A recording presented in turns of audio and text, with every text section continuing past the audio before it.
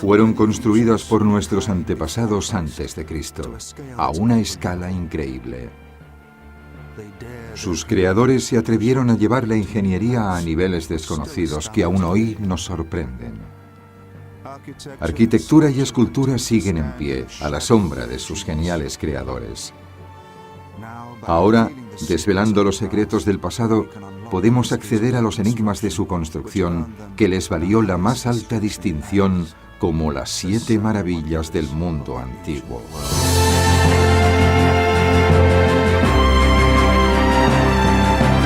Construyendo lo imposible. Las 7 maravillas del mundo antiguo.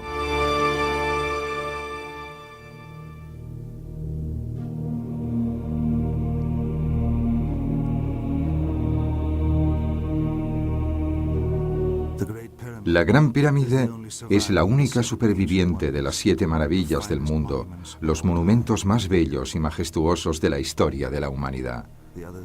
El resto ya ha desaparecido, llevándose consigo los secretos de su historia y de su construcción. Sentaron las bases de los grandes éxitos de la humanidad y se convirtieron en los pilares de la arquitectura y escultura moderna.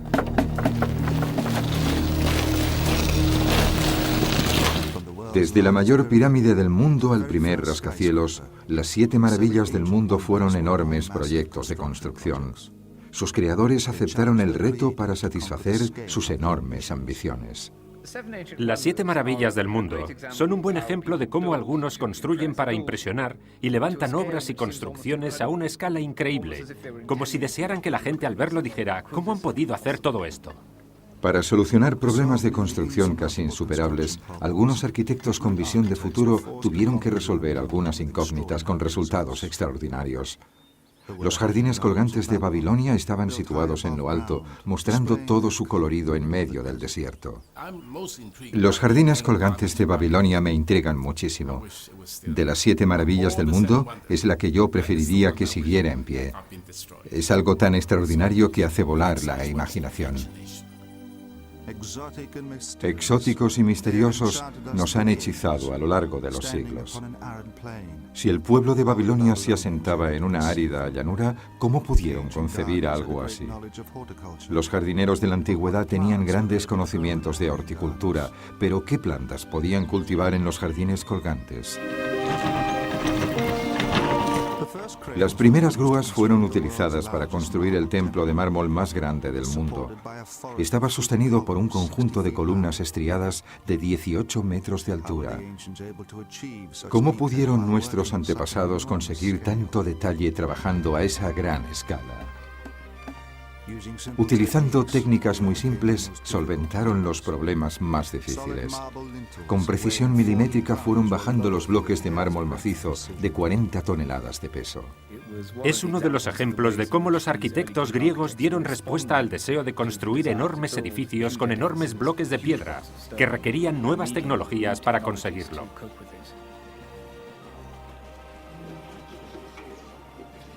Utilizaron una técnica muy ingeniosa para crear la mejor escultura de la historia de la humanidad. La gigantesca estatua de Zeus, realista en todos sus detalles. ¿Cómo fue posible crear una estatua de marfil más alta que un edificio de 4 pisos? El abrumador brillo y resplandor de los materiales utilizados en una estatua de ese tamaño es algo que solo podemos imaginar. El escultor que la hizo utilizó una receta secreta para dar forma al marfil. Pero, ¿cómo consiguió ese realismo? La originalidad de su diseño ha llevado a artistas y escultores a copiarlo a lo largo de los siglos. Un faro fue el primer rascacielos del mundo y medía más de 120 metros de altura. ¿Cómo pudieron nuestros antepasados construir a esa altura sin maquinaria moderna? La luz dorada del faro llegaba a 50 millas mar adentro. ¿Qué mecanismo podía proyectar un haz de luz a esa distancia? Durante siglos, los secretos de su construcción permanecieron ocultos bajo el mar. Estamos en el lugar preciso, el sitio submarino. Ahora, un arqueólogo marino y su equipo están recuperando los restos del fondo del mar para descubrir cómo se sostenía el faro. Las 7 maravillas del mundo antiguo crearon las tecnologías de construcción de hoy en día. La invención de la grúa por parte de aquellos antepasados les permitió, y hoy en día nos permite, levantar grandes pesos hasta lo alto de un edificio. Los antiguos se atrevieron a levantar construcciones muy altas. Hasta hace poco más de un siglo, la Gran Pirámide siguió siendo la estructura más alta de la Tierra.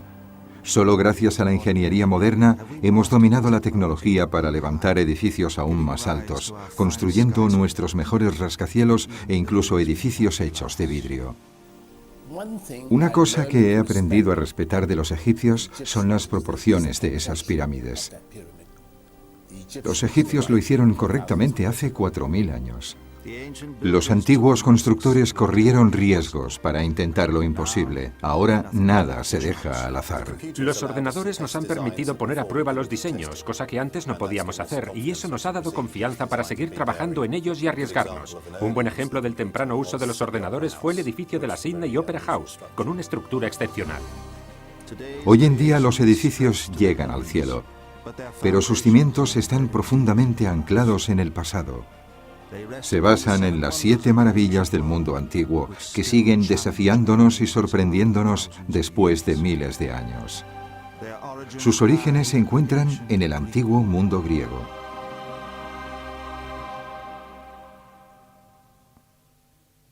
Las 7 maravillas del mundo antiguo se hallaban dentro del imperio griego creado por Alejandro Magno. Conquistó todos los países hacia el este hasta llegar a la India y hacia el sur hasta Egipto. Alejandro transformó el mundo griego.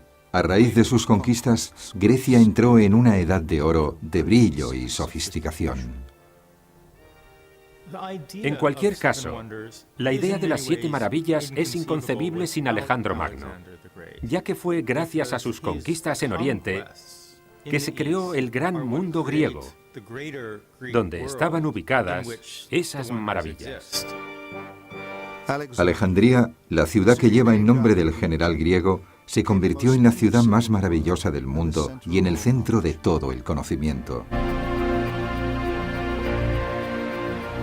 Aquí, en el siglo III a.C., se elaboró la primera lista de las 7 maravillas del mundo.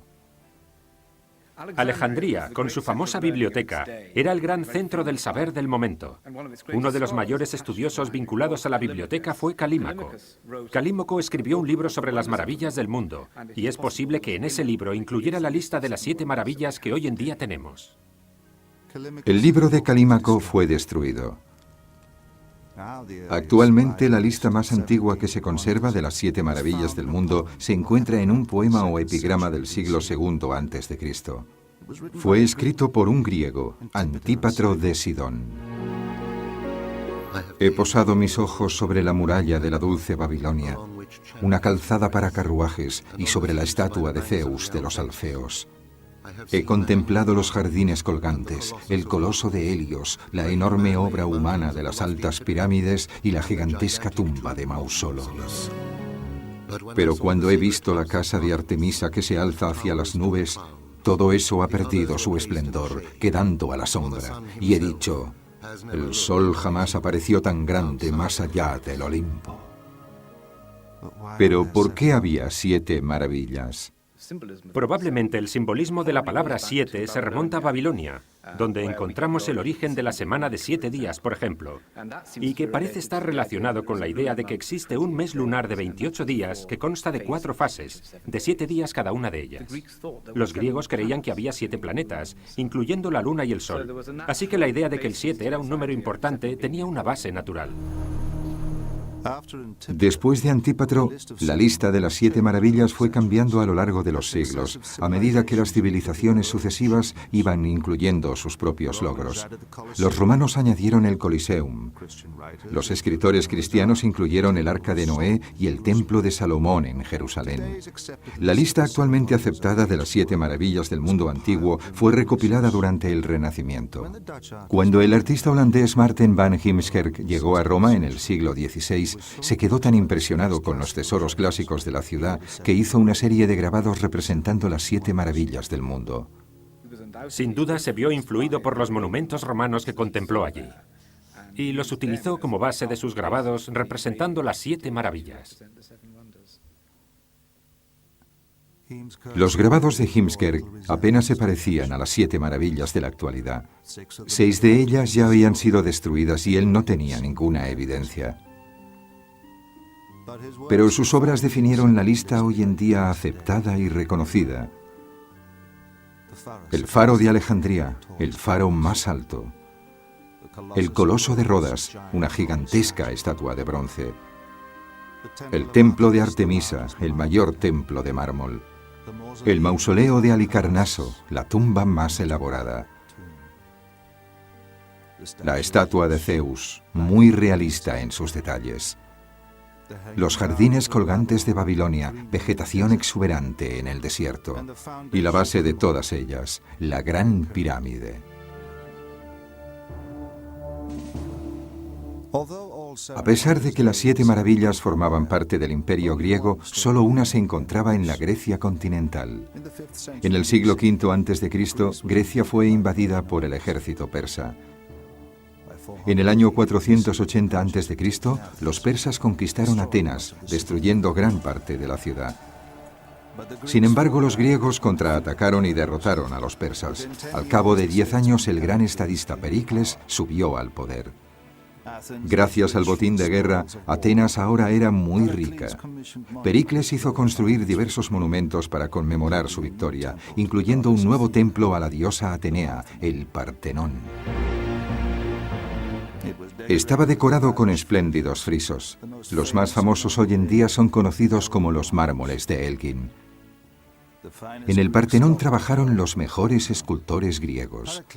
Pericles quedó tan impresionado por uno de ellos, llamado Fidias, que le nombró supervisor general de obras. Fidias se convertiría en el Miguel Ángel de la época helénica. Fidias recibió el encargo de realizar una estatua a la diosa Atenea para colocarla en el interior del Partenón. Esculpida en oro y marfil, medía 12 metros de altura. Se levantaban estatuas y monumentos a lo largo y ancho de todo el país y existía una intensa rivalidad artística. Fidias decidió que su Atenea superaría cualquier otra estatua de Grecia. El gran éxito de Fidias fue afrontar el reto. Cuando terminó la estatua de Atenea, todas las ciudades griegas querían una igual. Fidias era considerado un genio, pero su nombre se vio ensombrecido por el escándalo. Cuando acabó la estatua de Atenea, Fidias no pudo rendir cuentas del oro utilizado y fue acusado de malversación de fondos por aquellos que querían derribar a su poderoso mecenas. Afortunadamente para Fidias, la noticia de su espectacular Atenea había llegado a Olimpia. Le pidieron que hiciera una estatua de Zeus para el interior de su templo. Así que en el año 438 a.C., y a fin de huir del escándalo de Atenas, Fidias se fue a Olimpia. El escenario de los Juegos Olímpicos estaba dominado por un templo. Esperaba la obra maestra de Fidias.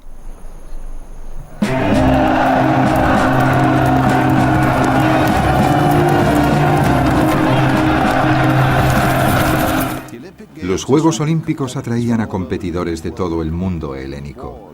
Cuando se celebraban los Juegos en honor de Zeus, el dios supremo, las guerras se detenían.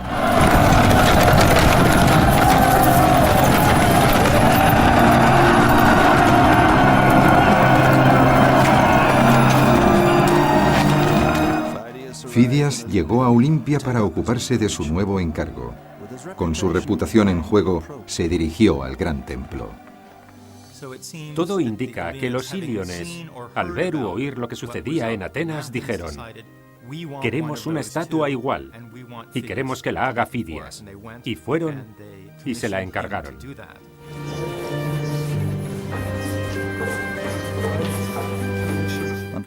Antes de Fidias, el marfil tallado solo se había trabajado a pequeña escala. Fidias diseñó la estatua de Zeus de una altura superior a un edificio de 4 pisos. Ocuparía todo un extremo del templo. Era demasiado grande para que él solo pudiera tallarla a partir de bloques sólidos de marfil. Así que desarrolló una nueva técnica que nunca ha sido superada. La estructura del marfil permite irle quitando capas. Imaginémonos que estamos pelando una cebolla o sacando punta a un lápiz con un sacapuntas manual. Poco a poco vamos consiguiendo sacar finas láminas de marfil. Nadie había intentado hacerlo antes, y ahí estaba precisamente la originalidad. Fidias desarrolló un método secreto para ablandar el marfil. Solo algunas antiguas recetas sobreviven. El profesor Kenneth Lapatin es el primero que las ha redescubierto.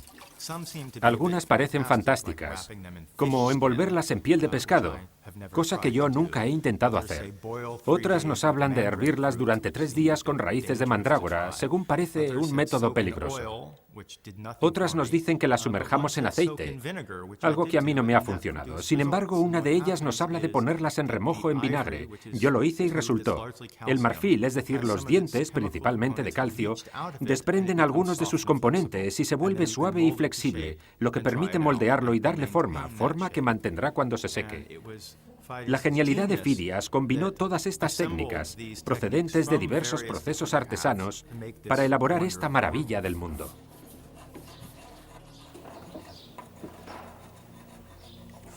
Fidias y sus ayudantes siguieron cuidadosamente esta técnica para moldear cada detalle.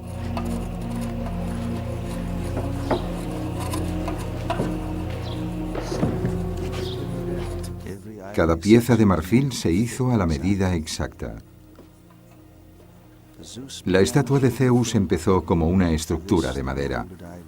En ella se fijaron las partes moldeadas de marfil.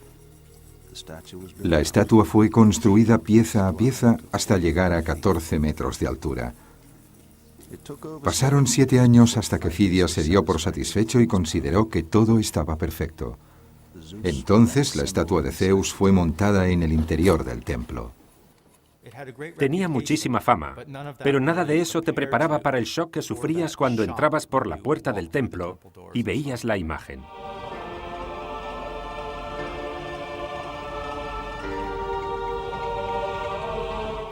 A diferencia del resto de maravillas, no se podía ver desde lejos. Tenías que acercarte y entrar en el templo, y entonces de repente te sorprendía. ¡Oh, Dios mío! ¡Es enorme! ¡Guau!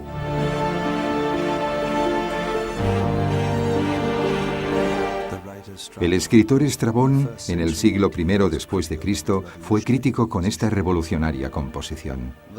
El escultor puede ser criticado por no haber estimado las proporciones correctas. Nos presenta a Zeus sentado, dándonos la impresión de que si Zeus se pusiera de pie, levantaría el techo del templo.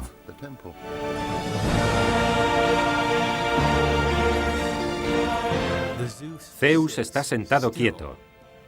Sostiene sus emblemas del poder, la victoria en la mano derecha, el cetro en la izquierda. Pero no hace nada. La tranquilidad de los dioses le da mayor poder, porque tiene la posibilidad de actuar. Es muy consciente de ello, y esta calma y tranquilidad se convierte en un sello distintivo del estilo clásico. Las características de la maravilla del mundo de Fidias se repiten en todo el arte occidental. Desde la imagen bizantina de Cristo a las estatuas de los presidentes estadounidenses del siglo XX. En 1914, Daniel Chester French comenzó a trabajar en la estatua del monumento a Lincoln. Utilizando la misma composición que el Zeus, Daniel French hizo la estatua de Lincoln a partir de 28 piezas de mármol. Fidias había estudiado meticulosamente la luz, pero Daniel French descubrió que cuando el día era gris, su estatua parecía plana. Tuvo que instalar un elaborado sistema de iluminación. El tamaño de su escultura también fue criticado, en este caso por ser demasiado pequeña. Daniel French tuvo que duplicar su dimensión para complacer a sus clientes. Incluso entonces, la estatua de Lincoln solo era la mitad de alta que el Zeus de Fidias. Más de 450 años después de que Fidias hiciera su maravilla del mundo, llegaron soldados y obreros romanos con órdenes explícitas del emperador Calígula. Había ordenado trasladar la estatua a Roma para poder colocar en ella su propia cabeza. Según la leyenda, la estatua soltó una carcajada tan fuerte que el andamio se derrumbó y los obreros huyeron.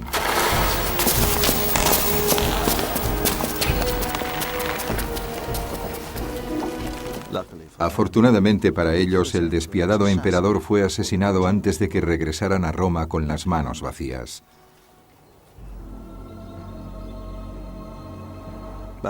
En el año 391 después de Cristo, la Iglesia cristiana prohibió el culto pagano y cerró los templos. Los Juegos Olímpicos cesaron y el gran santuario de Olimpia se fue deteriorando. Cuando Zeus tenía 800 años, fue adquirida por Lousus, un chambelán imperial de Constantinopla, y trasladado a la colección de arte de su palacio. La maravilla del mundo de Fidias no sobreviviría mucho tiempo. Un incendio destruyó el palacio y la colección, calcinando la mejor estatua de todos los tiempos. La influencia del arte y la arquitectura griega se propagó a Persia, enemiga de Grecia. En el extremo occidental del imperio persa estaba la otrora gran ciudad de Halicarnaso. Hoy en día es la pequeña localidad de Bodrum, situada en la actual Turquía. A primera vista parece un lugar poco probable para albergar una maravilla del mundo, pero en el siglo IV a.C. era la capital de un poderoso imperio marítimo. En el interior, más allá del puerto, se encuentran las ruinas de una tumba, el edificio más extraordinario jamás construido. Medía como un edificio de 14 pisos de altura, combinando variedad de estilos, y estaba cubierto de estatuas. Nos ha dejado la palabra mausoleo, utilizada desde entonces para describir todas las tumbas. Su estilo ha sido copiado en todo el mundo, desde la logia masónica en Washington al Memorial de Melbourne en Australia.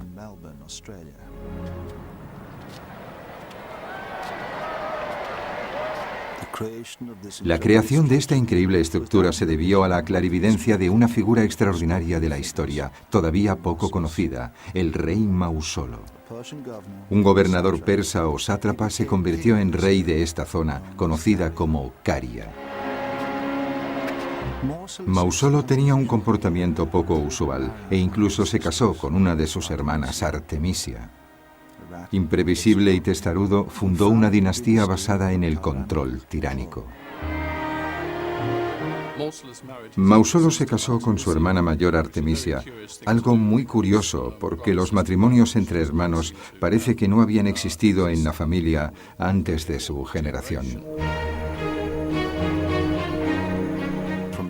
Desde el día en que se convirtió en rey en el año 377 a.C., Mausolo protegió su reino encarnecidamente.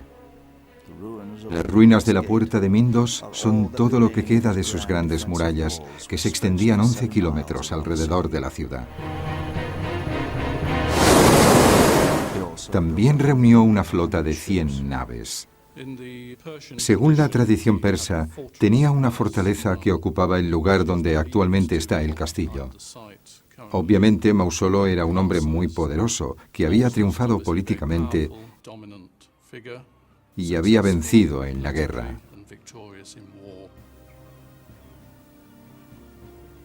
Sus fuerzas estaban preparadas para repeler cualquier ataque griego, aunque Mausolo valoraba abiertamente la cultura griega. Engañado por la visión de su propia grandeza, planeó la construcción de una gran tumba. Eligió un arquitecto griego para diseñarla. Se llamaba Piteo. Era desconocido y poco convencional. No sabemos exactamente de dónde procedía, pero era un arquitecto teórico pionero. probablemente el arquitecto teórico más importante del siglo IV a.C.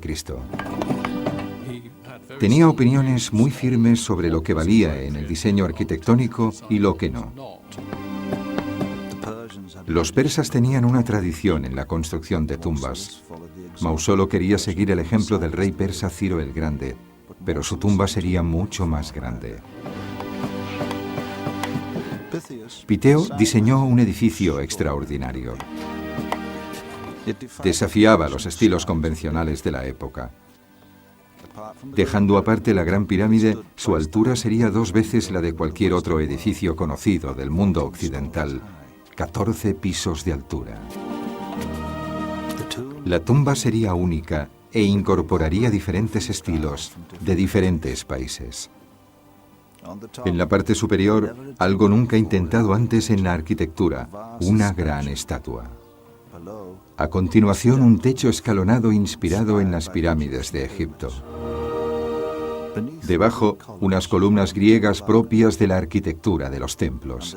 Y bajo ellas, unas estatuas gigantes como frisos, otra innovación arquitectónica. En la base estaba la cámara funeraria. Solo para ella se utilizaron más de 12.000 toneladas de piedra. Mausolo ordenó que su tumba se construyera encima de una cámara mortuoria real. Debido al tamaño de la tumba, la elección del lugar planteó problemas. El mausoleo requería excavar unos cimientos de 6 metros de profundidad. Pronto se inundaron. Después de drenar el agua, Piteo aumentó su estabilidad reforzando la mampostería. Se utilizaron abrazaderas de hierro o juntas machiembradas para encajar los bloques entre sí y se colocaron clavijas entre las distintas capas. Para montar las columnas se hizo un agujero en la base, colocando dentro unas barras de hierro que permitían unir una sección con la siguiente. Esta técnica todavía se utiliza hoy en día. Estos bloques han sido unidos para que se refuercen entre sí. Nuestros antepasados también se dieron cuenta de que para que los bloques de piedra pudieran compartir el peso de forma más eficaz, sobre todo cuando se trataba de una gran estructura, tenían que ser sujetados entre sí con espigas. Si en la base se producía un fallo, por ejemplo, el edificio podía sostenerse mejor. El mausoleo se convirtió en una maravilla del mundo gracias a las estatuas que lo adornaban, que superaban 2 veces el tamaño natural de una persona. Situadas en lo alto de los alféizares, estas figuras heroicas pesaban varias toneladas. Cuando se construyó el mausoleo, ya se habían logrado grandes avances en el desarrollo de las grúas y maquinaria de guerra.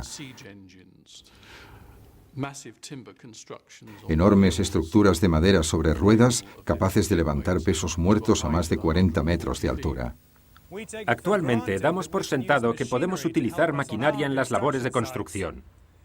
Esta viga pesa alrededor de 1,5 toneladas. Fue la invención de la grúa por parte de nuestros antepasados lo que les permitió, y ahora nos permite, levantar grandes pesos hasta lo alto de un edificio, rápidamente y con gran precisión. La estatua más pesada estaba situada en la parte superior del mausoleo. Era una enorme escultura de Mausolo y Artemisia en un carro tirado por 4 caballos. Esta revolucionaria idea de colocar una estatua en la parte superior de un edificio ha sido copiada desde entonces en arcos de triunfo y otros monumentos. Mausolo nunca vio su tumba acabada. Murió en el año 352 a.C. Sus restos fueron enterrados en su interior como un faraón egipcio.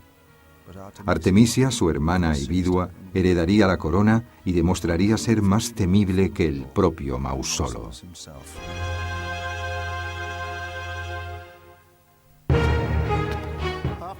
Tras la muerte de Mausolo, Artemisia se convirtió en reina. Su ascenso al poder no tenía precedentes en el mundo occidental. Artemisia continuó supervisando la construcción de la tumba. Durante su corto reinado demostró su fortaleza. Su valentía en la guerra llevó al rey persa Jerjes a exclamar que sus hombres se habían convertido en mujeres y sus mujeres en hombres. Existe la famosa leyenda de que los habitantes de Rodas decidieron atacar a Halicarnaso tras la muerte de Mausolo, cuando Artemisia llevaba las riendas del poder, creyendo que podrían derrotar fácilmente a una mujer débil.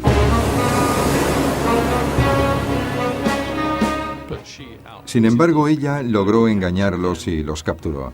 Después se dirigió a Rodas con la flota de Halicarnaso y la conquistó.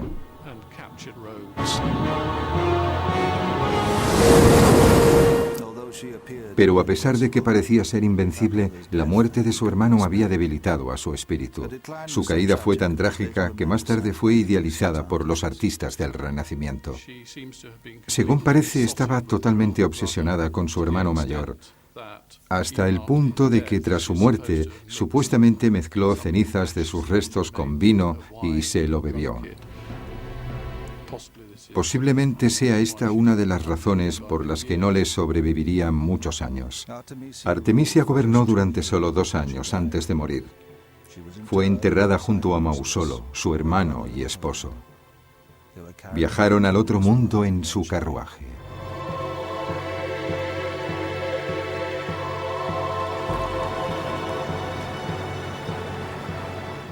El mausoleo fue terminado tras la muerte de Artemisia. Su hermano menor y su hermana también se casaron antes de que se extinguiera la dinastía. El mausoleo siguió siendo un objeto de admiración hasta el siglo XV, cuando un terremoto destruyó gran parte de él. Los bloques de piedra fueron utilizados para reconstruir el castillo de San Juan en el puerto. La mayoría de las estatuas que habían hecho del mausoleo una maravilla del mundo fueron arrojadas a los hornos de cal para hacer cemento. A 100 de kilómetros de Halicarnaso, en la costa persa, se encontraba el mayor templo de mármol de la historia. Había sido construido en Éfeso, la ciudad más rica de Asia Menor y el puerto más grande del mar Egeo. El templo, dedicado a la diosa Artemisa, atraía a peregrinos que acudían hasta allí para visitar su santuario. Artemisa era una diosa madre, y sus múltiples pechos simbolizaban la fertilidad de las mujeres. El rey Creso, famoso por su riqueza, financió la construcción de un templo para ella en el año 550 a.C. El arquitecto elegido para su construcción fue Quersífron. Aunque tenía mucha experiencia en la construcción de templos, el proyecto que ahora le encargaban era de una envergadura totalmente nueva para él. Uno de los puntos interesantes sobre los templos, como el templo de Éfeso, es que son las primeras obras de la arquitectura griega a escala real.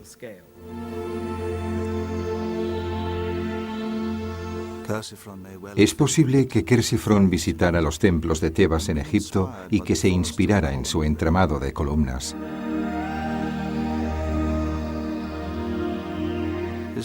Su templo de Artemisa sería construido totalmente en mármol y tendría 126 columnas gigantes. El primer desafío de Quersífron fue asegurarse el suministro constante de enormes bloques de mármol. Las canteras estaban a 11 kilómetros del lugar de construcción y algunos bloques de mármol podían pesar hasta 40 toneladas. El ingeniero Scott Steedman ha analizado las dificultades que comportaba su traslado. Hay una gran controversia sobre cómo movían los pesados bloques de piedra nuestros antepasados. Sabemos que los arrastraban, claro, pero cuando se arrastra una piedra, quienes lo hacen tienen que soportar una gran fricción debido al peso. Si queremos un sistema que no implique arrastrar las piedras, podemos hacerlas oscilar o incluso rodar. Esto es una maqueta de un dispositivo oscilante, donde la piedra se sujeta entre 2 grandes contrapesos de madera. Se trata de un sistema muy eficaz para superar la fricción, y es muy fácil de mover, incluso un objeto pesado. Podemos maniobrarlo, girarlo o tirar de él por una rampa con muchos menos hombres que si intentáramos arrastrarlo. Los métodos de Quersífron para mover las piedras eran mucho más avanzados que los de los egipcios 2000 años antes. Él inventó un ingenioso rodillo tirado por bueyes. Las piezas circulares de las columnas simplemente se hacían rodar por el suelo dentro de una estructura tirada por bueyes. Pero las piezas rectangulares eran, por supuesto, un asunto mucho más difícil, y algunas de ellas eran enormes. Me refiero a que el mayor de los arquitrabes medía casi 9 metros de largo, es decir, era un bloque de piedra enorme. Para moverlo encajó los extremos en vigas de madera, hizo unas ruedas y a partir de ahí simplemente le puso unos animales de tiro y los arrastró. El templo medía aproximadamente 55 metros por 110, casi el doble del tamaño del Partenón. Estaba rodeado por una doble hilera de columnas de 18 metros de altura. Uno de los mayores problemas fue izar los gigantescos dinteles hasta lo alto de las columnas. Estas piedras pesan de 5 a 10 toneladas cada una. ¿Cómo lograron los antiguos griegos levantar pesos tan enormes hasta la parte superior de un templo? Sabemos que en el antiguo Egipto utilizaban una especie de grúa voladiza, denominada shaduf, para sacar agua. Y sabemos que los antiguos griegos usaban el mismo mecanismo, pero a una escala mucho mayor para levantar pesos en los muelles, cargas e incluso barcos. Así que podemos imaginar que es muy posible que usaran el mismo tipo de grúa voladiza en el interior del templo. Tal vez montadas sobre un montículo de tierra y piedra para poder construir una plataforma a medio camino del templo que les diera el impulso necesario para llegar a lo más alto.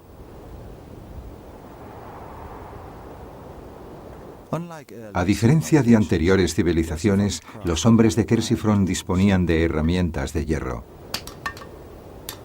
Esto les permitió hacer estrías en las columnas y decorarlas. Sin embargo, su manipulación requería mayor cuidado.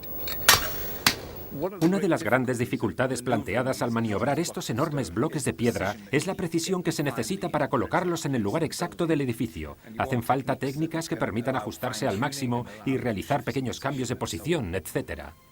Quersifrón tenía que asegurarse de que los dinteles de mármol de 40 toneladas eran colocados exactamente en la posición correcta.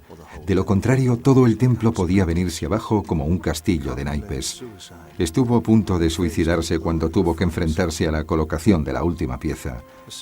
Los egipcios se habían enfrentado a un problema similar cuando tuvieron que bajar un sarcófago de 60 toneladas a un pozo de 30 metros de profundidad. Su solución fue sencilla. Llenaron el pozo con arena y colocaron el sarcófago encima de ella. Entonces cavaron un pozo al lado y a medida que fueron sacando la arena por otro pozo, el sarcófago fue bajando.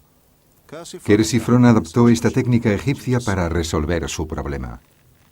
Una de las técnicas utilizadas por Quersifrón fue la de colocar un montón de sacos de arena y situar encima el arquitrabe, de modo que al ir quitando la arena de la base, el arquitrabe fuera descendiendo lentamente hasta la posición correcta. Esto permitía una manipulación precisa y cuidadosa. La arena se sacaba lentamente de los sacos, bajando la piedra hasta el lugar correcto.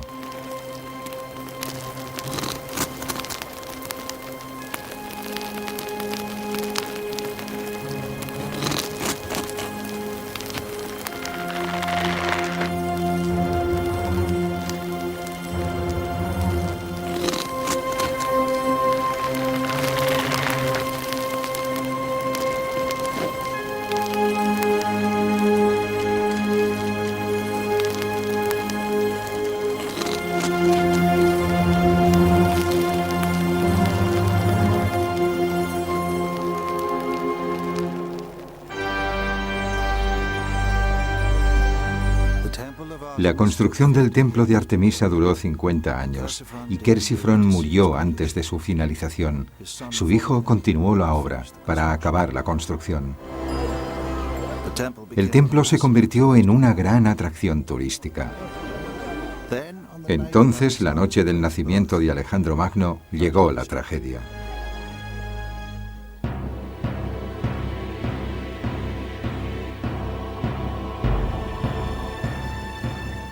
Según la leyenda, la noche en que nació Alejandro Magno, la diosa Artemisa abandonó el gran templo para estar con él. En su ausencia, un pirómano que deseaba que su nombre fuera recordado para siempre, incendió y destruyó el templo. En el año 356 a.C., según dicen las fuentes, Un loco llamado Eróstrato, ansioso de fama y deseoso de que su nombre fuera recordado eternamente y en todos los confines de la tierra, incendió el templo. El templo tenía el techo y una escalera de madera. Si caía una chispa y derribaba una columna, era inevitable que se hundiera. Aunque el nombre del pirómano fue borrado de todas las notas sobre tan atroz delito, la palabra erostratismo se ha mantenido para describir la infamia. Pero el templo de Artemisa tuvo una segunda vida. Al cabo de pocas décadas fue reconstruido, convirtiéndose en una de las 7 maravillas del mundo antiguo. Durante su reconstrucción, Alejandro Magno conquistó todos los países del Mediterráneo oriental, incorporando Babilonia y Egipto al imperio griego. La ciudad de El Cairo, capital de Egipto, cuna de la maravilla más antigua del mundo. La Gran Pirámide sigue en el corazón de la cultura egipcia. A las afueras de la ciudad se encuentra la meseta de Giza, donde se ubica un grupo de pirámides. Las pirámides son las tumbas de los faraones. Señalando al cielo, aseguraban a los faraones un buen viaje al otro mundo. El faraón era enterrado en una cámara oculta, en el interior de la tumba. En la muerte, como en la vida, era adorado, temido y respetado. De las 80 pirámides del antiguo Egipto, la Gran Pirámide es la más grande. Fue construida en el año 2560 a.C.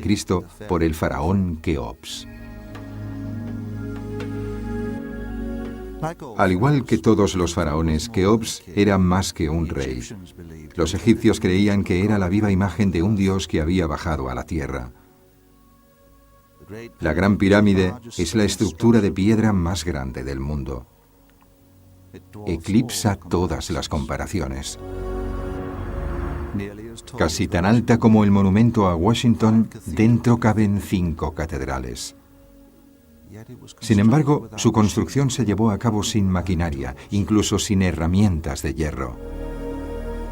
¿Cómo pudieron construirla los egipcios? En el siglo V a.C., el historiador griego Heródoto intentó hallar la respuesta. Consiguió reunir datos a partir de los rumores de los sacerdotes locales. La información que ha dejado es poco fiable.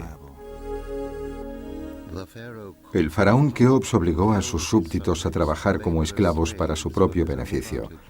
Algunos se vieron obligados a arrastrar los bloques de piedra desde las canteras en las montañas de Arabia hasta el Nilo. El trabajo se hacía en 3 turnos mensuales, con 100.000 hombres en cada turno.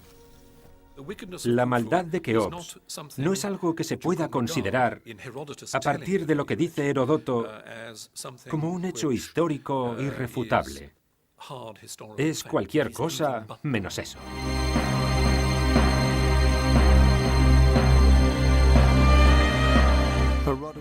La falta de exactitud de Heródoto fue exagerada a lo largo de la era cristiana y más tarde popularizada por Hollywood.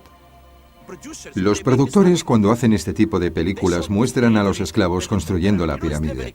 Los esclavos pueden construir edificios enormes, pero jamás harán nada genial.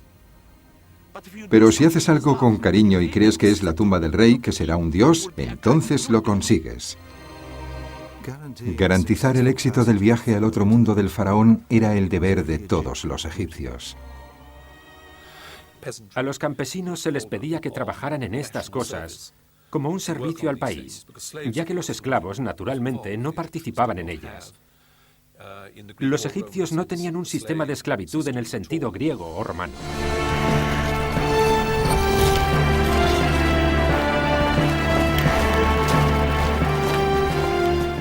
Aunque no existía la esclavitud, los trabajadores eran reclutados como un ejército. Durante las inundaciones anuales, los agricultores trabajaban en las pirámides. Era preferible a pasar hambre. Con todos sus defectos, El sistema gubernamental de Egipto fue uno de los más satisfactorios de la historia de la humanidad.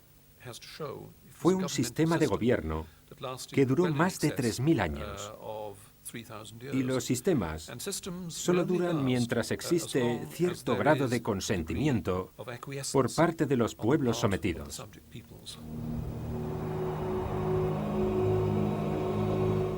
La Gran Pirámide fue construida con más de 2 millones de bloques de piedra. La construcción de la pirámide fue la mayor hazaña arquitectónica, pero ¿realmente trabajaron 100.000 hombres en su construcción?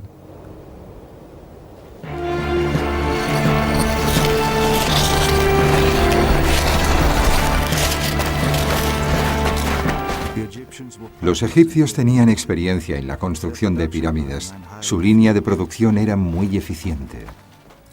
En lugar de los 100.000 esclavos de Heródoto, solo se utilizaron 20.000 obreros. En lugar de soldados con látigos, recibían ayuda en caso de estar enfermos o resultar heridos. Los egipcios pusieron médicos sobre el terreno para cuidar de los obreros. He encontrado que muchos obreros tenían una mano rota y les ponían maderas para que pudieran apoyarla. Otros tenían rotas las piernas. En todas las tumbas de hombres y mujeres hemos encontrado que los esqueletos presentaban lesiones en la espalda porque participaban en el traslado de pesos pesados y fallecieron durante la construcción de las pirámides.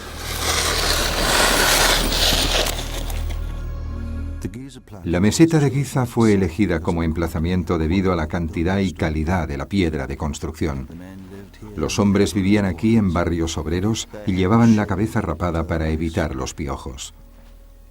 Trabajaban en cuadrillas y trasladaban los bloques de piedra desde la cantera cercana en trineos.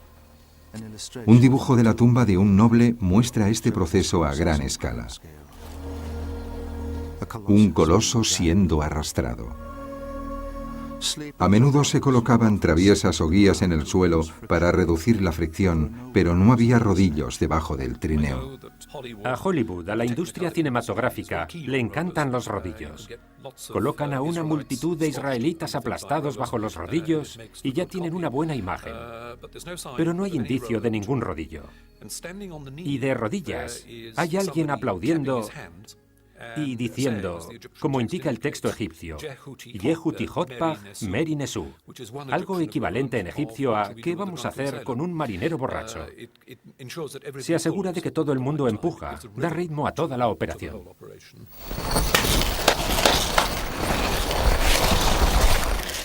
En la parte inferior de la Gran Pirámide se utilizaban los bloques más grandes que pesaban 5 toneladas o más.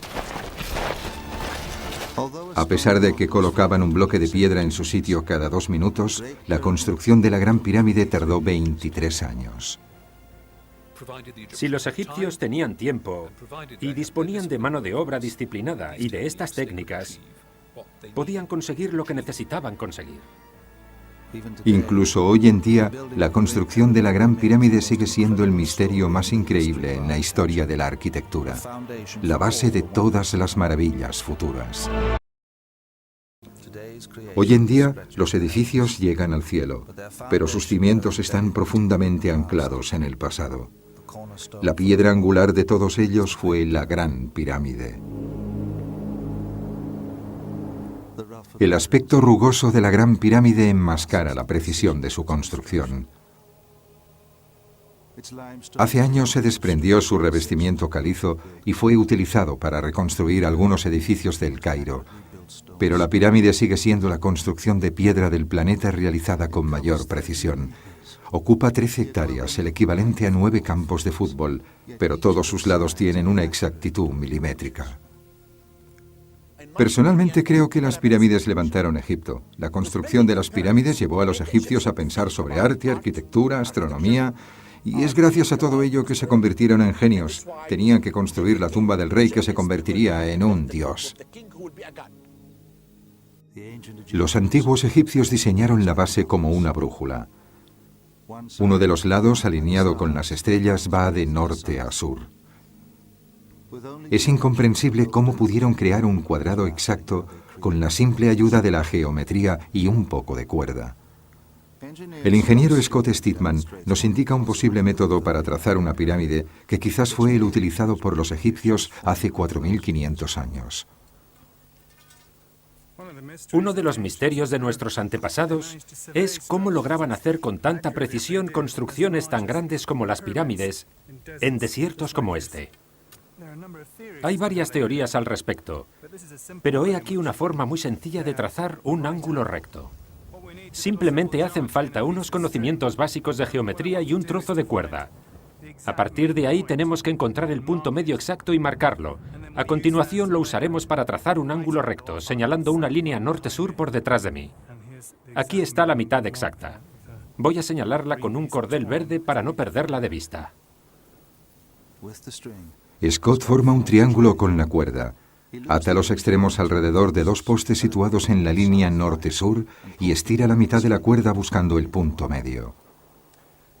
Aquí está la marca verde. El truco está en que por muy fuerte que yo estire, la tensión será la misma en ambos lados de la cuerda. Señala el punto medio con un poste. Hace lo mismo en el otro lado y señala también el punto medio.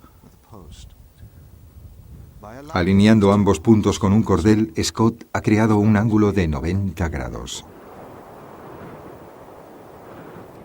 Esa es la línea original norte-sur y esta es la nueva línea este-oeste. Lo bueno de este sistema es que no lo haces solo una vez. Puedes hacerlo desde cualquier punto, alrededor de toda la pirámide. A partir de ahí das la vuelta en el sentido contrario a las agujas del reloj y después en el sentido de estas. Cada vez el error es menor hasta llegar a la precisión deseada. El Dr. Hawass ha descubierto los restos de los trabajos originales del supervisor. En nuestras excavaciones encontramos agujeros de unos 40 centímetros de diámetro. Nadie comprendía su función. Después averiguamos que estos agujeros tenían algo que ver con la preparación de la base cuadrada de la pirámide. Cuando acababan de marcar la base cuadrada de la pirámide, cortaban la roca y hacían la propia base, de unos 8 metros de altura, utilizando roca de la misma meseta.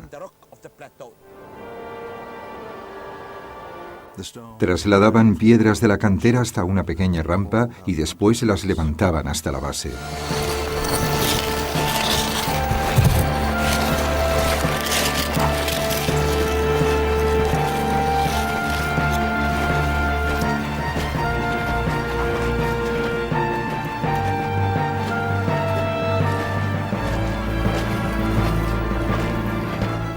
El Dr. Hawass ha descubierto restos de la rampa que llegaba a unos 300 metros de la cantera. La rampa base que he descubierto se encuentra en la esquina suroeste de la Gran Pirámide.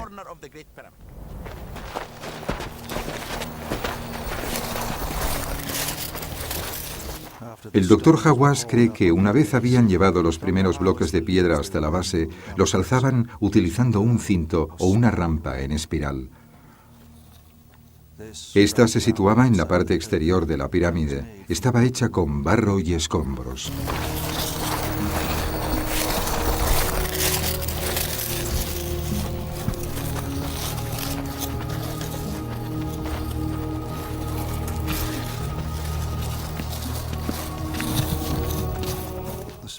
La rampa en espiral iba subiendo a medida que iban construyendo la pirámide. Nadie conoce a ciencia cierta el diseño exacto de la rampa. Algunos arqueólogos creen que la rampa era recta. Personalmente, prefiero la opción de la rampa recta, porque una rampa que rodease la pirámide habría sido inestable para aguantar las pesadas cargas que se arrastraban por ella. Además, es difícil imaginar cómo podían arrastrar bloques tan pesados al llegar a las curvas de esa rampa. Pero una rampa recta hasta arriba habría acabado midiendo 1 kilómetro de largo, extendiéndose mucho más allá de la cantera. Para controlar la pendiente habría sido necesario ajustar continuamente su longitud y su altura. Por otra parte, las rampas en espiral plantean el problema de las curvas.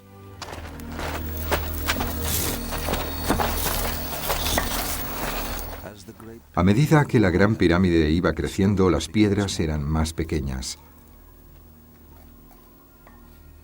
Es posible que para poder maniobrar utilizaran rodillos situados debajo de las piedras.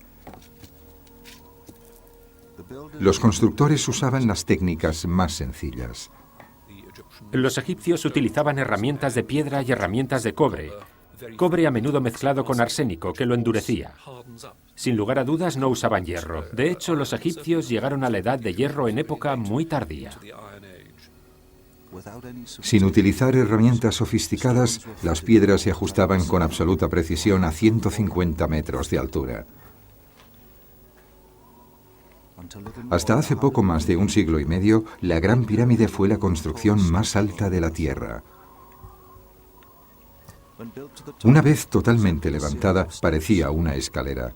Ya estaba lista para ser recubierta de piedra caliza de la mejor calidad. Empiezas a alisar de arriba a abajo. Haces un trozo en la parte de arriba, te sujetas con el cinto y bajas un poco, después otro poco, hasta que ya está todo. Después de 23 años, la tumba de Keops, la pirámide más grande de la historia, estaba acabada.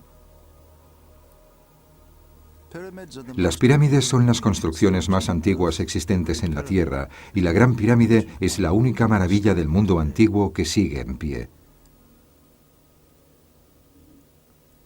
Ha sido imitada en numerosas ocasiones. Su forma equilibrada ha inspirado a uno de los arquitectos más famosos de hoy en día, I.M. Pei. Pei diseñó la pirámide de cristal del Louvre de París. Las pirámides macizas construidas de piedra son para los difuntos. Esta pirámide transparente hecha de cristal es para los vivos. Una de las cosas que he aprendido de los egipcios son las proporciones de la pirámide de Giza. Es la única que encontramos que convence desde todos los ángulos. Tanto si la miras de frente como si lo haces desde un ángulo de 45 grados, no es ni muy plana ni muy puntiaguda. Eso prueba, al menos para mí, que en ese punto los egipcios estaban en lo cierto, hace 4000 años. La pirámide de Keops fue tan admirada que su hijo y su nieto quisieron seguir sus pasos y construyeron sus tumbas junto a la suya, en la meseta de Giza. Pero la Gran Pirámide ha seguido siendo la madre de todas las construcciones de la antigüedad. Cuando venía la gente por primera vez y las veía, decía: «Dios mío, ¿cómo lo han hecho? ¿Quién lo ha hecho?».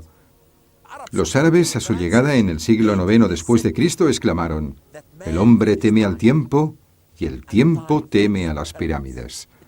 Es cierto, las pirámides son inmortales, sobrevivirán gracias a cómo fueron construidas. Las técnicas utilizadas para construir la Gran Pirámide allanarían el camino a las otras 6 maravillas del mundo.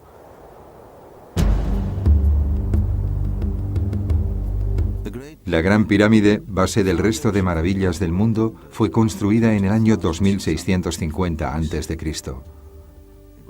Pasarían otros 2000 años hasta la creación de la siguiente maravilla del mundo antiguo. Hacia el este, en pleno desierto, los jardines colgantes adornaban la ciudad más espectacular de la tierra, Babilonia. Aunque los jardines reales fueron construidos 2000 años después de la Gran Pirámide, han desaparecido sin dejar rastro. Quedan restos de la antigua ciudad, pero los jardines colgantes se han perdido para siempre. Algunos expertos consideran que es posible que estuvieran aquí. ¿Cómo pudieron construir unos jardines en terrazas en una zona sin piedra para la construcción? Babilonia está construida sobre una enorme llanura aluvial, en una zona donde no hay piedra. Por lo tanto, tuvieron que utilizar barro. Excavaron en el barro de la orilla del río, formando una especie de foso alrededor de la ciudad, y después con el barro hicieron ladrillos. Una vez cocidos al sol, disponían de un material realmente fuerte. Pero no se pueden hacer ladrillos directamente del barro. Hace falta trabajarlo, pisándolo y añadiéndole agua para darle la consistencia adecuada, de forma que tras verterlo en el molde salga convertido en un ladrillo. Aquí lo vemos, esto tiene el aspecto de un ladrillo, no de un montón de barro. Cuando el barro se ha cocido y está compactado, es un material de construcción muy sólido. En la historia de la antigüedad existen muchos ejemplos de muros de altura considerable construidos utilizando tierra y barro cocido. A veces los reforzaban colocando paja o cañas y poniendo encima más tierra compactada. En todo caso, si es posible levantar un gran muro macizo, es porque se trata de un material muy fuerte y muy seguro.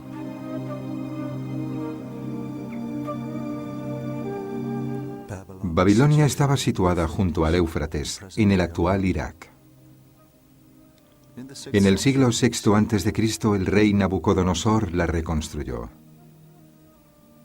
Sus murallas eran tan espectaculares que el poeta griego Antípatro las citaba como una de sus 7 maravillas.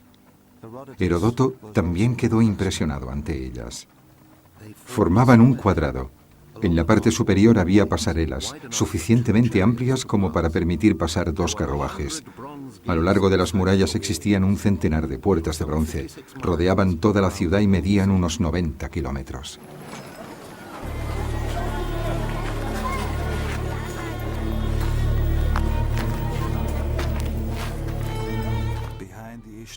Tras la puerta de Ishtar, dentro de las murallas de la ciudad, las calles habían sido trazadas como una cuadrícula. Babilonia era la mejor ciudad del mundo. Una mezcla de sofisticación y orden.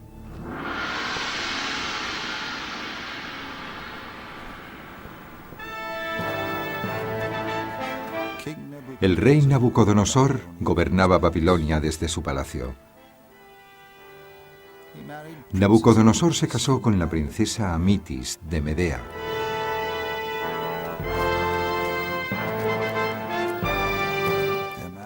Su matrimonio simbolizó la venturosa unión entre sus respectivos países.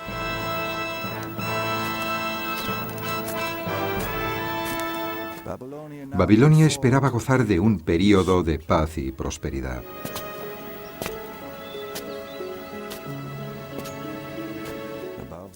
Para festejar esta nueva era, Nabucodonosor construyó en la parte superior del palacio los jardines colgantes.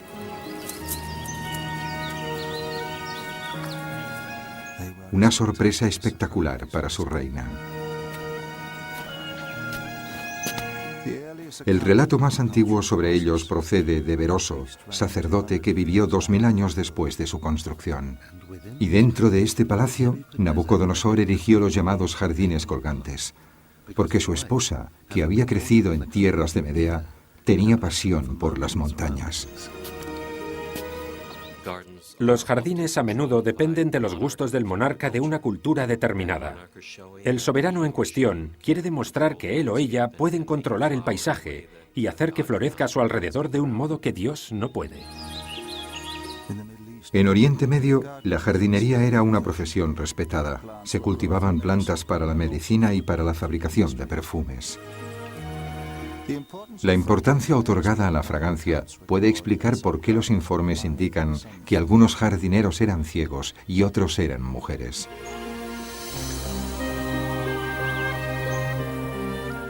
Según parece, el jardinero de Nabucodonosor era un especialista llegado de Judea. Algunos testimonios indican que recibía víveres y suministros especiales de palacio. Los babilonios tenían grandes conocimientos sobre las plantas.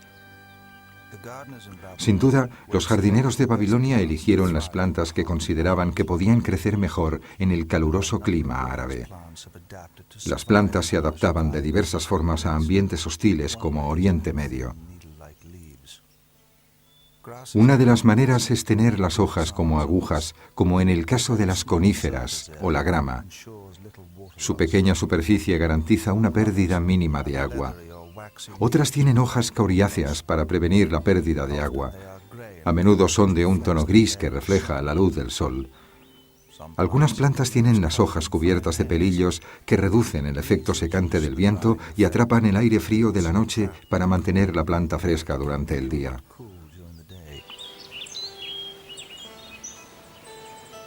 Robles, sauces, cedros, hierba bruja, plátanos, palmas. Las listas de árboles y plantas de los jardines colgantes son infinitas. Fueron compiladas siglos más tarde por los historiadores y a menudo son inexactas. Según parece, en los jardines había muchas plantas y árboles de la tierra de Medea, patria de la reina de Nabucodonosor. Además de dar un toque de color, las flores de los naranjos y limoneros ofrecían un aroma especial. En todo caso, los jardines necesitaban agua. Los antiguos escritores nos dicen que tenían escondidos artilugios para el riego. Los expertos han investigado cuerdas con cubos, ruedas hidráulicas e incluso el tornillo de Arquímedes. Este dispositivo se atribuye al gran matemático e inventor griego. Según parece, Arquímedes lo inventó cuando estaba en Egipto al ver que los vecinos bombeaban agua del Nilo. Pero los jardines colgantes fueron construidos 2 siglos antes que él. El único objeto del que tenemos evidencia en esa época es el shaduf, un dispositivo de palanca muy simple que se conoce ya desde el 3er milenio antes de Cristo. En un extremo hay un contrapeso y en el otro, al final de un palo o cuerda, un cubo que sube el agua. Existen imágenes de él a partir del 2000 antes de Cristo. Existen imágenes en el arte asirio, momento en el que los jardines colgantes estaban en funcionamiento, y en cambio no hay imágenes de ningún otro dispositivo. Así que parece que esta es la única solución posible. Hoy en día superamos los problemas de ingeniería con maquinaria. En la antigüedad a menudo solo podían confiar en el trabajo del hombre, y en Babilonia había infinitas provisiones. La percepción occidental de los jardines colgantes ha sido muy idealizada. Jardines en terrazas con agua abundante e incluso cascadas.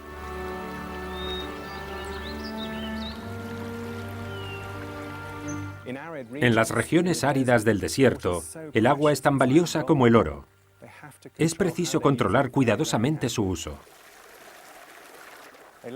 Dejaban bajar el agua por los canales y le abrían paso para que corriera por los jardines durante solo unos 10 minutos al día. Después la volvían a cerrar hasta el día siguiente.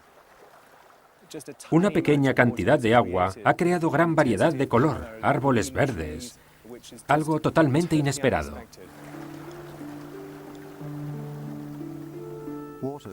Es posible que cogieran el agua del Éufrates y que la subieran a una cisterna en la terraza superior.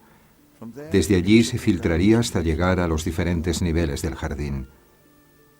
El riego de los jardines colgantes es solo parte del enigma al que se enfrentan los arqueólogos. El rompecabezas más desconcertante ha sido encontrar su ubicación exacta.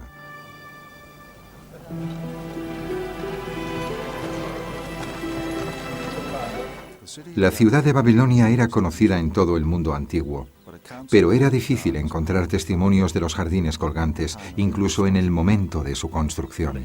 Los jardines colgantes son como un espejismo histórico. Algunas fuentes del siglo I después de Cristo indican que en Babilonia estaban los jardines colgantes, pero Heródoto, cuyos escritos se aproximan mucho a la época en que supuestamente fueron construidos los jardines, no los menciona por ninguna parte, y si eran tan espectaculares, era de esperar que hubiera dicho algo.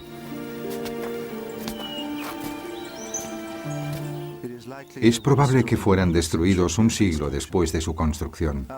Después de Nabucodonosor, Babilonia se convirtió en un títere de los persas y macedonios y sufrió grandes destrozos.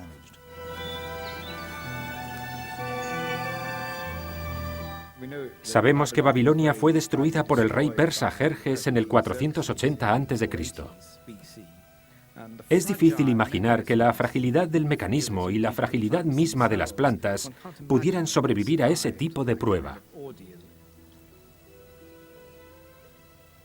Algunos arqueólogos han buscado su ubicación en otros lugares. La explicación más convincente dice que existe una confusión en el inicio de esta leyenda y que realmente los jardines colgantes se refieren a los jardines del palacio construido por un rey asirio en Nínive, que fue la gran capital del reino asirio aproximadamente 100 o 150 años antes de Nabucodonosor. A pesar de su corta vida, los jardines han adquirido el estatus de leyenda.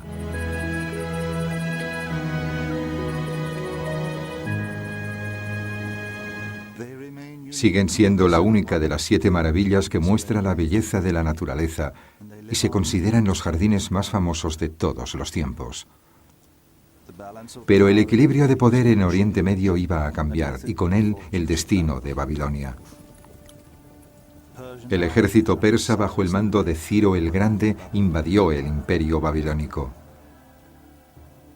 Apenas 200 años después, Babilonia volvería a ser conquistada, esta vez por Alejandro Magno, que la incorporó al imperio griego. Alejandro Magno consideraba Babilonia el centro de poder, el tradicional centro de poder de Mesopotamia. De hecho, él murió en Babilonia y fue allí donde planificó sus últimas campañas. Creo que intentaba hacer de Babilonia la capital de su imperio sincrético. Veía a Babilonia como la clave de la geografía del mundo. Tras su muerte en el año 323 a.C., sus generales se repartieron el imperio. Ptolomeo se quedó Egipto y Antígono Asia Menor. En medio de estos dos poderosos territorios estaba la pequeña isla de Rodas. Sus habitantes se aliaron con Ptolomeo de Egipto. Indignados, los antigónidas de Asia Menor atacaron Rodas con una enorme flota. Contra todo pronóstico, los habitantes de Rodas los derrotaron y celebraron su victoria construyendo un gigantesco coloso de bronce dedicado a su salvador, el dios del sol, Helios. Helios está estrechamente relacionado con Apolo, el dios de la luz, de la verdad, de la visión. Es el dios del sol que era especialmente adorado en Rodas. Había muchas estatuas de bronce en la isla, pero el coloso era sin duda la mayor de todas. Su construcción costó 300 talentos, lo mismo que 300 barcos de guerra. El coloso fue un monumento a ellos mismos, a su victoria, a su libertad, a la continuación de su libertad, y como tal, valía la pena poner mucho dinero en él. 300 talentos. Habían ganado al enemigo, ¿por qué no hacerlo? La fundición de bronce era un gran negocio en la isla. Se producían muchísimas estatuas y se exportaban a Grecia e Italia. El escultor elegido para crear el coloso fue Cares de Lindos. Según una leyenda, su diseño original medía 20 metros de altura, pero los isleños insistieron en que el tamaño de la estatua fuera el doble, 40 metros. Cares duplicó sus dimensiones y se puso a trabajar. Cares estaba especialmente bien cualificado para este trabajo porque había estudiado con uno de los mayores artistas de bronce del siglo IV a.C., Lisipo. Lisipo era conocido porque había hecho muchísimas estatuas, 500 a lo largo de su vida. Podemos imaginarnos que en el taller de Lisipo colgaban de la pared una hilera de brazos, una hilera de piernas, partes del cuerpo que eran más o menos intercambiables. Desgraciadamente, ninguna de estas técnicas de producción masiva podía ser utilizada para el coloso. Ninguna estatua de bronce se había aproximado jamás a los 40 metros de altura. Cares tuvo que fabricarlo todo in situ. Posiblemente el moldeado se hizo cerca del lugar donde se iba a colocar la estatua. Probablemente había una serie de fosas donde se moldeaban las piezas. Después, todas las piezas fueron ensambladas con remaches y se colocó la estatua en su lugar.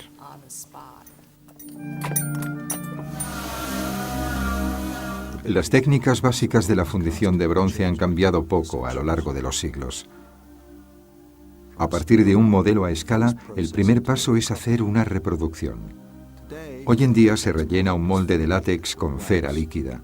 Es posible que Cares utilizara arcilla o terracota. Cuando se quita el molde, la reproducción de cera queda ahí. Seguidamente, la reproducción es recubierta de un revestimiento resistente al calor y colocada en un horno. La cera interior se derrite y sale a través de tubos y canales. Ahora ya se puede rellenar la reproducción hueca con el bronce fundido. Cuando se enfría y se retira la carcasa, el bronce permanece. El coloso fue tomando forma. Pieza a pieza, cada sección de bronce fue unida a una estructura de madera y hierro. El hierro se había utilizado para armas y herramientas. En la época clásica también era usado en la fundición del bronce. Para sostener un proyecto determinado durante la fundición, se utilizaban espigas de hierro. Mantener estable la estatua fue un problema. Se colocaron piedras a partir de los tobillos para añadir peso a la base. A medida que el colosal dios del sol iba subiendo, los obreros necesitaban tener mayor acceso a la estatua. La solución de Cares fue amontonar tierra alrededor del coloso formando un camino en espiral, como la rampa utilizada para la construcción de la Gran Pirámide. Pero había un inconveniente. Cuando Cares diseñó la estatua, sabía que nunca podría ver el aspecto que iba tomando la obra hasta que ésta estuviera totalmente acabada. Un elemento disuasorio al tratarse de un coloso. No puedes verlo en las distintas etapas del proceso, montarlo, desmontarlo. Has de esperar a que todo esté acabado antes de poder echarle un primer vistazo y ver su aspecto.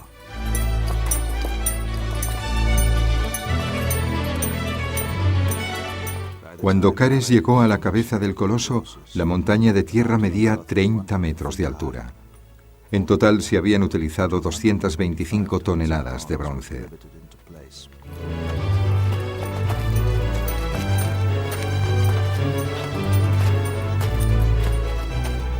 En la corona se colocaron rayos de oro, apuntando al sol.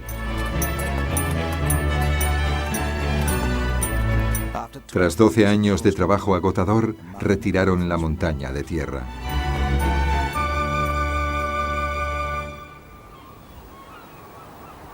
El espléndido coloso de Cares, Helios, dios del sol, de 40 metros de altura, estaba listo para vigilar junto al puerto. Cares encontró el modo de moldear una estatua tan grande como esa en muchas piezas.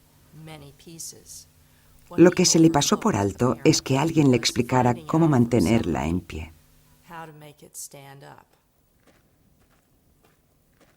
Cuando haces una estructura a gran escala, tienes que pensar cuidadosamente cómo se va a mantener en pie. Lo que a pequeña escala funciona bien, puede no hacerlo cuando es mucho mayor. En el caso de una gran escultura hueca, por ejemplo, el peso de la propia carcasa puede sobrecargarla, y así una construcción o una escultura alta, fina y esbelta será mucho más vulnerable al viento y a los terremotos. El coloso solo se mantuvo en pie 56 años. En el año 226 a.C., un terremoto lo derribó, sepultando bajo él varias casas. Con el tiempo, la gente se olvidó de cómo había sido. Durante el Renacimiento, Maarten van Heemskerk, el primer artista que reprodujo las 7 maravillas del mundo, lo representó a horcajadas sobre el puerto. Imposible. Pero a medida que la gente va contando la historia una y otra vez, la estatua cada vez es más grande hasta que un buque puede navegar bajo ella.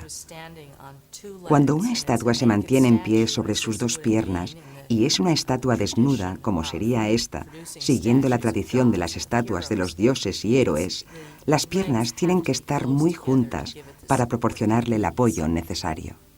Pero la idea del coloso a horcajadas en el puerto sigue gozando de popularidad. El ingeniero Gavin Davis valora las probabilidades de que eso fuera cierto. Si tenía las piernas juntas, la escultura sería mucho más estable porque el peso de la mitad superior del cuerpo recae verticalmente hacia abajo a través de las piernas. Y si la base era suficientemente fuerte, la construcción sería relativamente sólida. Si el coloso tenía las piernas separadas, sería muchísimo más vulnerable. La principal preocupación en el coloso es cómo se reparte el peso entre ambas piernas, estando estas bastante separadas. Cuando el viento sopla sobre este tipo de estructuras y existen puntos débiles alrededor de los tobillos, por ejemplo, esos puntos pueden resultar problemáticos. Más de 2000 años después del coloso, Auguste Bartholdi diseñó la Estatua de la Libertad. Contrató al mejor ingeniero del momento, el francés Alexandre Eiffel.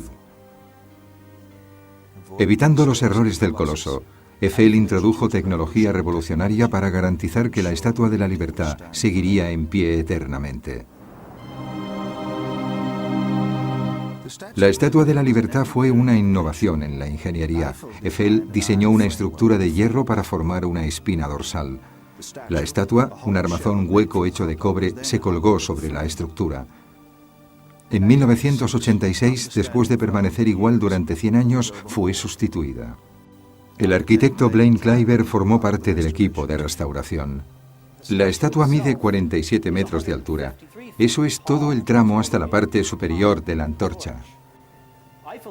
El diseño de Eiffel fue muy ligero.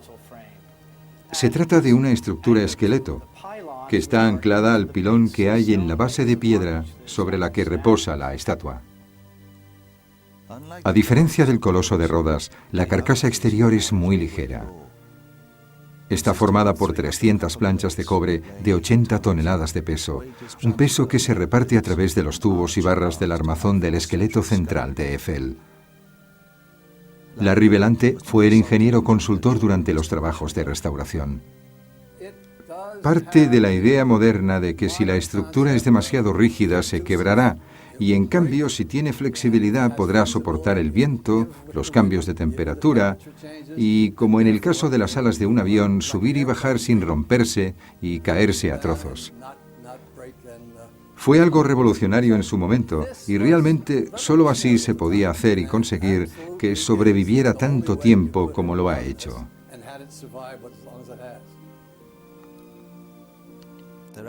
Existen planes para usar esta tecnología para reconstruir el coloso en la isla de Rodas. Nikolaos Kotsiamanis, uno de los escultores más importantes de bronce en la actualidad, sueña con recrear el coloso. Ha realizado enormes estatuas de bronce. Ahora tiene intención de construir el coloso, de modo que soporte la altura de un edificio de 15 pisos. Propongo dos diseños diferentes. El primero es un coloso, con el brazo así. Sin embargo, la nueva tecnología nos permite hacer cosas distintas. Y por eso tengo una segunda propuesta, con el brazo estirado, ofreciendo la luz al mundo. Ahora disponemos de la tecnología para hacerlo. Junto con la Estatua de la Libertad, será la mayor estatua, pero tendrá una ventaja sobre aquella, simplemente porque estará unida a esta especie de volante. Una de las maravillas del mundo va a ser recreada. Y eso es lo principal. Eso es lo hermoso. En el siglo III a.C., el coloso derribado seguía siendo una maravilla del mundo.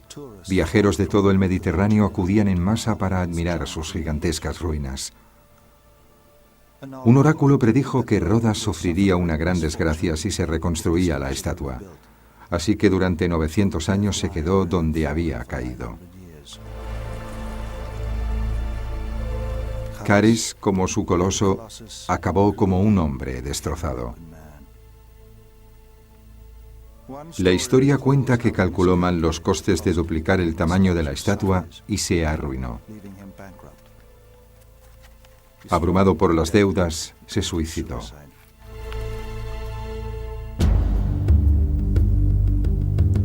La última de las 7 maravillas del mundo fue construida en la ciudad que dio a luz a todas ellas, Alejandría. La ciudad fue la primera metrópolis del mundo y su maravilla del mundo, el primer rascacielos. Conocida como el Faro, era una torre de iluminación que medía más de 120 metros de altura. Desde el siglo VII a.C. se habían ido construyendo faros por todo el Mediterráneo. Pero el faro era algo más que eso. Tenía otra función.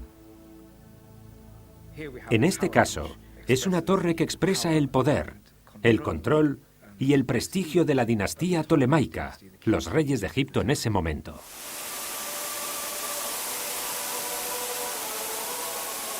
Alejandría fue la primera megaciudad.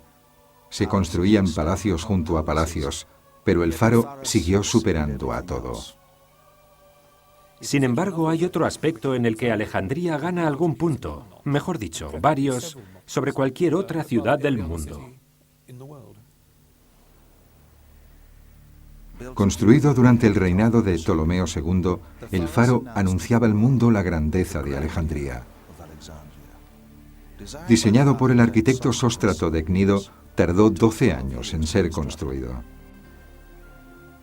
En la parte superior había un gran horno siempre encendido. Proyectaba su luz dorada 50 millas mar adentro.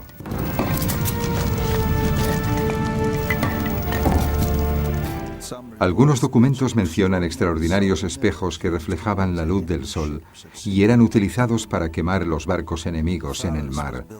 El faro fue construido en 3 partes. En la base se situó una torre cuadrada de 70 metros de altura. La segunda sección era octogonal y encima de ella estaba el equipo de iluminación. Se cree que en el interior había una rampa en espiral por donde los burros subían las cargas de combustible. Sabemos que había rampas en el interior y que los burros, por ejemplo, podían subir hasta lo alto de estas rampas con la carga. Pero cómo funcionaba exactamente sigue siendo un interrogante. La luz en la parte superior era producida por un horno y se proyectaba hacia el mar a través de grandes reflectores de bronce. Uno de los problemas de un faro, sobre todo en un lugar como Egipto, relativamente pobre en árboles y madera, era el material utilizado para alimentar el fuego.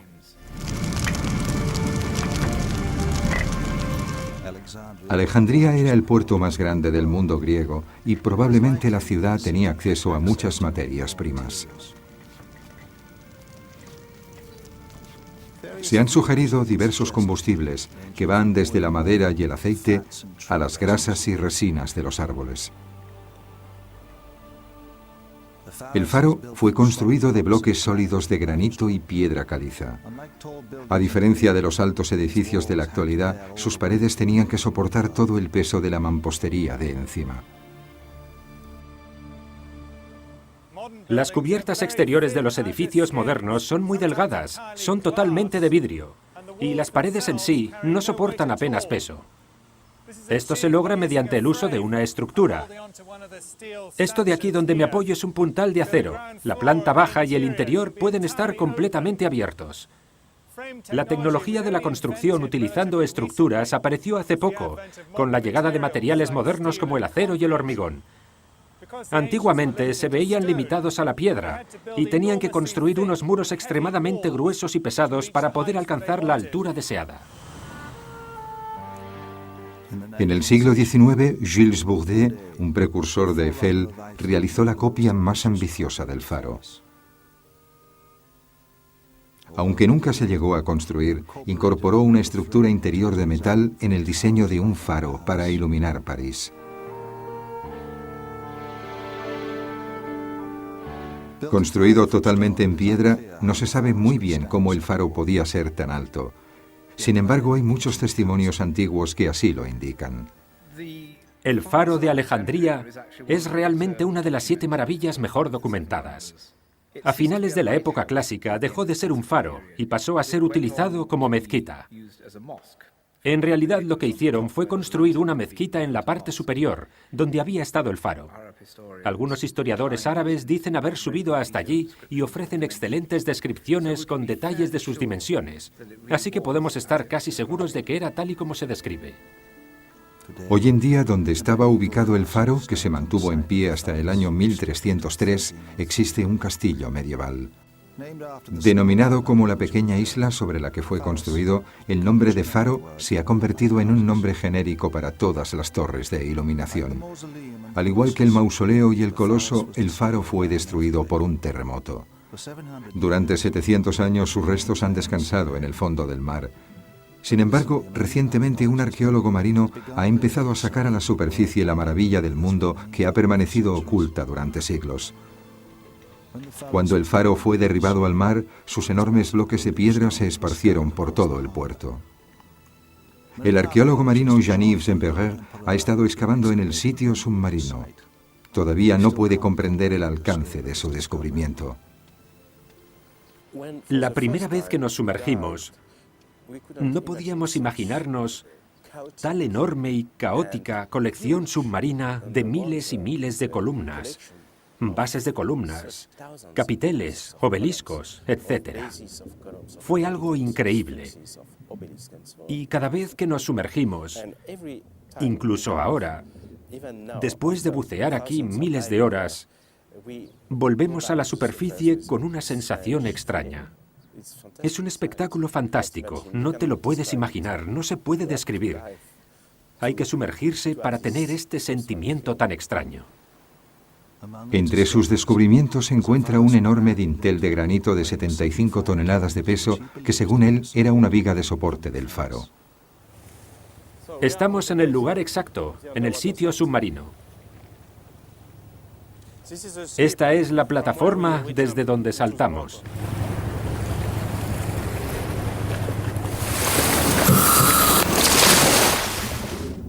Geneviève lleva buceando aquí desde 1994. El extenso sitio submarino ocupa 2 hectáreas. Su equipo continúa registrando el tamaño y el peso de cada bloque. Esperan poder establecer algún día de una vez por todas cómo estaba construido el faro. El faro más alto del mundo fue derribado por un terremoto. Hoy en día los edificios altos se comprueban minuciosamente. Gavin Davis examina la estabilidad del faro. Sin lugar a dudas, la construcción de esta estructura fue un gran desafío. Construir algo que supuestamente medía 120 metros de altura o más debería ser muy difícil en aquella época. Al comparar el faro con una de las grandes pirámides, por ejemplo, vemos que hay una gran diferencia, porque las pirámides son de por sí una construcción más estable. Comparándolo con una pirámide que tiene una base mucho más amplia, es evidente que es una construcción muy alta y estrecha. Mientras que los antiguos construían adentrándose en lo desconocido, los arquitectos de hoy en día tienen la obligación de revisar cualquier duda. Este edificio es el Hong Kong and Shanghai Bank. Se hicieron gran cantidad de pruebas para comprobar cómo podía responder en caso de viento. Actualmente los ordenadores nos permiten descartar incluso los aspectos más problemáticos e inverosímiles de los edificios, lo que significa que podemos diseñar apurando límites y proyectar edificios que funcionen mejor. Las maravillas arquitectónicas de hoy en día están avaladas por la ciencia y la tecnología. Las 7 maravillas se han convertido en iconos del mundo antiguo. No se mantenían en pie exclusivamente por las leyes de la ciencia, sino por la voluntad de una época, decidida a construir lo imposible. Las 7 maravillas del mundo formaron parte de una época de optimismo y de tentativas de utilizar la tecnología al límite para ir más allá de lo que nadie había ido nunca al crear estas monumentales construcciones. Arquitectura y escultura siguen debiéndoles la excelencia de su construcción.